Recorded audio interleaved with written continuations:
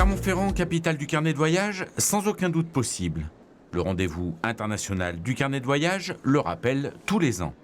Si on a envie de s'évader en novembre, c'est à Clermont qu'il faut être. Ils étaient 80 carnétistes pour cette 23e édition à offrir aux visiteurs leur pérégrination à travers le globe. Découvrir, échanger, c'est avant tout ça, ce rendez-vous.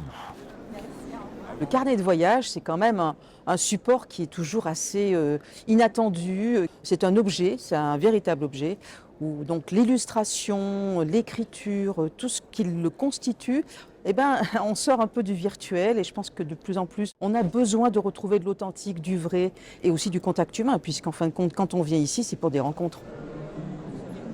L'Asie, l'Europe, les Amériques, l'Afrique, les destinations sont nombreuses, souvent lointaines. Mais le voyage peut aussi commencer devant sa porte, comme pour Samuel Chardon, carnétiste aguerri, parti redécouvrir tout simplement sa ville, Clermont-Ferrand.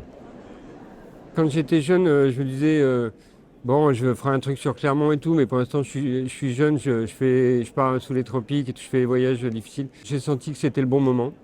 J'avais fait des dessins il y a 31 ans sur Clermont. Ces dessins-là, j'ai eu envie de les refaire 30 ans après. Et en faisant ces dessins 30 ans après, je me suis pris au jeu et je me suis dit, ça vaut le coup quand même, c'est chouette, je pourrais faire un bouquin. Qu'il est bon de voyager, ici ou ailleurs, de découvrir les autres. Dans un monde en turbulence, le carnet de voyage a la saveur de la poésie et de la liberté. C'est d'une part un espace de liberté et de détente, mais c'est aussi au travers du carnet une forme de militantisme, parce que ces carnets sont des témoignages aussi de ce qui se passe dans le monde.